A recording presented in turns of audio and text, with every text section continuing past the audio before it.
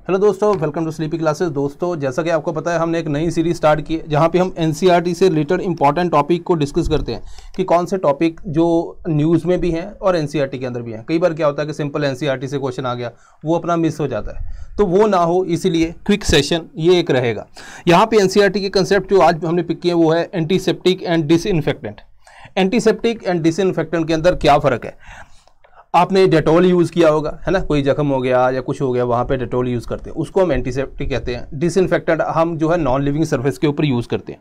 So basically इनका purpose क्या है कि या तो जो माइक्रो ऑर्गेनिज्म की ग्रोथ है उसको प्रोहिबिट कर दें, ठीक है, या फिर उसको ख़त्म कर दें, राइट। सो एलिमिनेट कर दें या किल कर दें, राइट। तो ये इसका पर्पज़ है, पहला बात होगी। अब देखो पॉइंट टू पॉइंट हम चलेंगे क्योंकि इसमें लाइन जो है वो यूपीएससी प्री के अंदर सीधी आ सकती है, तो हम ध्यान रखेंगे। दूसरी बात है कि मैंने एक तो पॉइंट ये बताया कि इनका ये पर्पज़ है। अब जो एंटीसेप्टिक है, एंटीसेप्टिक जो है वो लिविंग सरफेसेस के ऊपर यूज़ होती है। अगर हम थोड़ा सा इसको इधर ले चलते हैं, तो अगर मैं यहाँ पे लिख दूँ एंटीसेप्टिक और यहाँ पे लिख दूँ डिसइंफेक्टेंट, ठीक है। तो अगर हम बात करें तो मैंने आपको बताया कि या तो उसको प्रोहिबिट करेगा ग्रोथ माइक्रो ऑर्गेनिज्म की, या उसको ख़त्म करेगा। एंटीसेप्टिक जो है हम जनरली लिविंग टिश्यूज़ के ऊपर यूज़ करते हैं, ये है नॉन लिविंग के ऊपर, है ना। कॉन्सेंट्रेशन की बात करूं तो यहाँ पे ये जनरली लो कॉन्सेंट्रेशन होती है, इसमें हाई होती है। मतलब कि जैसे मान लो मैं चाहता हूं कि एक ही जो केमिकल है उसको एज ए एंटीसेप्टिक भी यूज़ करना और एज ए डिसइंफेक्टेंट भी, तो यहाँ पे लो कॉन्सेंट्रेशन के अंदर, क्योंकि वहाँ पे वूंड अपनी स्किन के अंदर जाएगा, हाई कॉन्सेंट्रेशन हो सकता है हार्म कर जाए, है ना। तो ये तो नॉन लिविंग के ऊपर है, तो हाई कॉन्सेंट्रेशन के ऊपर ये काम कर सकता है, ठीक है दोस्तों। दूसरी बात है कि ये जो है, अगर मान लो ये जो बैक्टीरियल ग्रोथ है, लेट्स से बैक्टीरियल ग्रोथ की बात करते हैं, उसको प्रोहिबिट करता है या रोकता है, तो इसको क्या बोलते हैं? बैक्टीरियोस्टैटिक। अगर बैक्टीरिया ग्रोथ को, मतलब बैक्टीरिया को बिल्कुल खत्म कर देता है, देन बैक्टीरियोसाइडल। ये हमें ध्यान रखना है, ठीक है दोस्तों। अब ये डिसइंफेक्टेंट जो है, एक और टर्म होती है, वैसे इसमें नहीं दी लेकिन हम देख लेते हैं, स्टरलाइजेशन। स्टरलाइजेशन बहुत ज़्यादा ये पूरा एलिमिनेट कर देती है, ठीक है, माइक्रो ऑर्गेनिज्म को।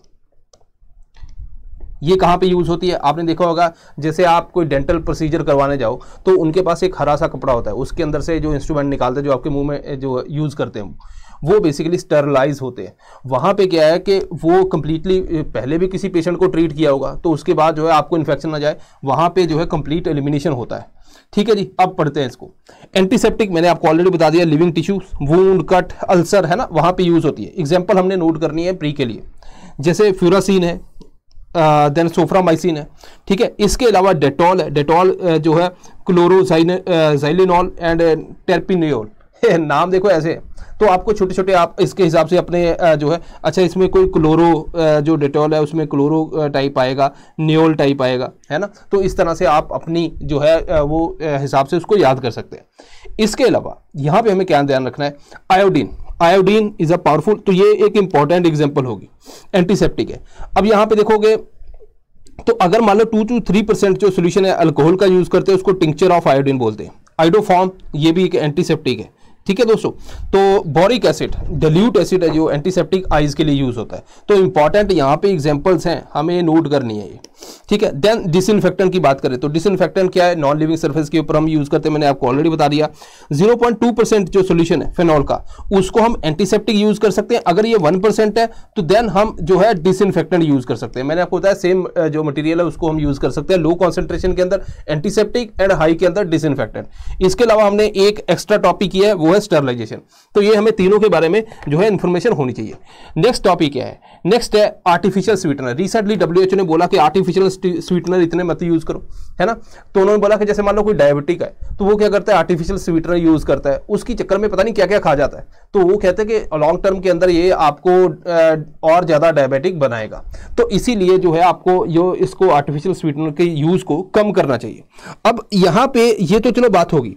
अब आर्टिफिशियल स्वीटनर की जब हम बात करते हैं तो एक रिसेंटली हरियाणा का जो सिविल सर्विस का एग्जाम हुआ था, वहां पे उन्होंने तो बिल्कुल एक ही, मतलब केमिस्ट्री इन एवरीडे लाइफ, उसी में से काफ़ी क्वेश्चन पूछ लिए, है ना, ये स्टेट के अंदर होता है। तो वहां पे उन्होंने जो है काफी ज्यादा टिपिकल क्वेश्चन पूछे थे, जो मुझे लगता है कि यूपीएससी एस्पिरेंट को नहीं पूछने चाहिए, या फिर सिविल सर्विस की जो तैयारी कर रहा है, चाहे स्टेट की कर रहा है चाहे सेंटर की कर रहा है।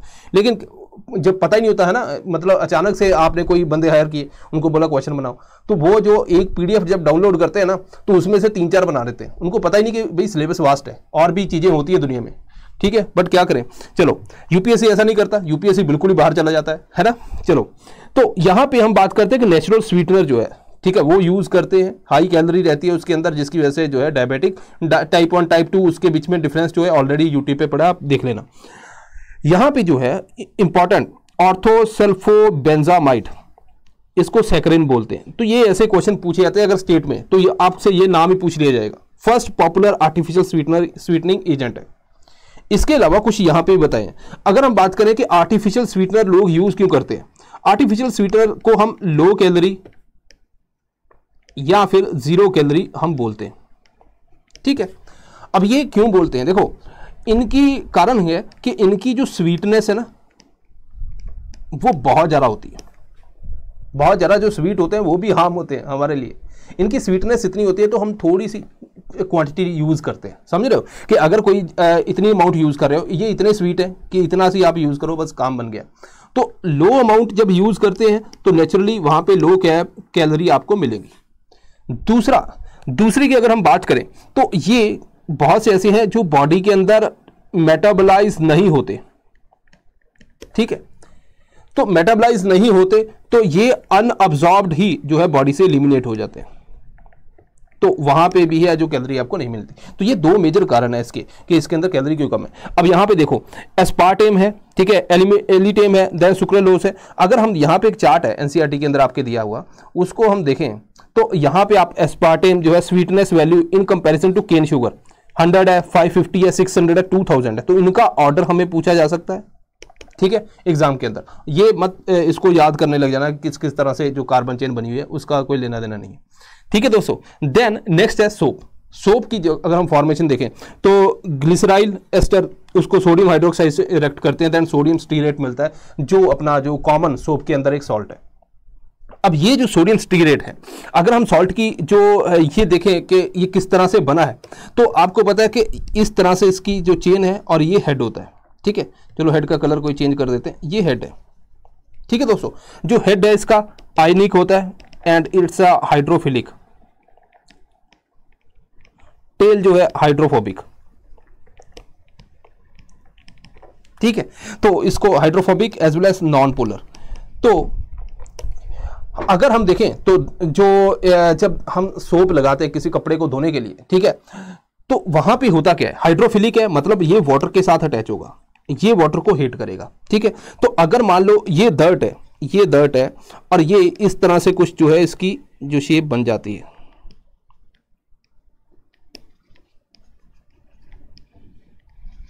ठीक है जी। तो ये वाटर लविंग है एंड देन ये डर्ट को इस तरह से रिमूव करता है। यहां पे हाइड्रोफोबिक आ गया, ये हाइड्रोफिलिक आ गया, ठीक है जी। अब जो सोप की फॉर्मेशन होती है उस प्रोसेस को क्या बोलते हैं, सपोनिफिकेशन, ठीक है जी।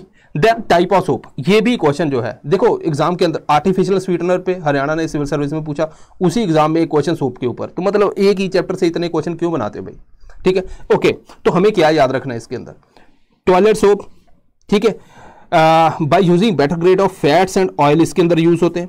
देन इसके अलावा ट्रांसपेरेंट सोप्स जो हैं उसके अंदर जो है इथेनॉल यूज होती है। इसके अलावा अगर हम बात करें शेविंग सोप्स है ग्लिसरॉल, ठीक है, एंड देन लॉन्ड्री सोप्स है, इनके अंदर sodium resinate, then sodium silicate, borax वगैरह ये यूज होते हैं। इसके अलावा सोप चिप्स होते हैं, छोटे छोटे जो पीसेस के अंदर उसको कन्वर्ट करते हैं, देन सोप पाउडर होते हैं। हमें क्या ध्यान रखना है, एक मान लो मैच द फॉलोइंग क्वेश्चन आ गया, तो यहाँ पे आपको सोप का नाम लिखा है, इधर क्या उसके अंदर इंग्रेडिएंट है, तो वहाँ पे बस थोड़ा सा आपको देखना है, बहुत ज़्यादा इसके अंदर एक ये याद कर लेना, एक ये याद कर लेना, एक ये और ये वाला, ठीक है, 4 पॉइंट है। तो अगर क्वेश्चन आता है तो हमें बेनिफिट हो जाएगा।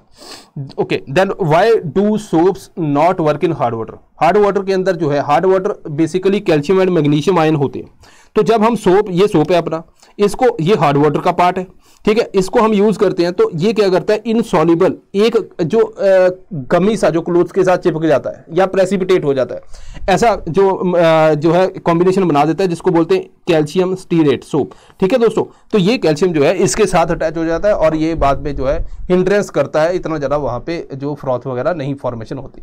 तो ये है एक, इसके ऊपर बात हुई।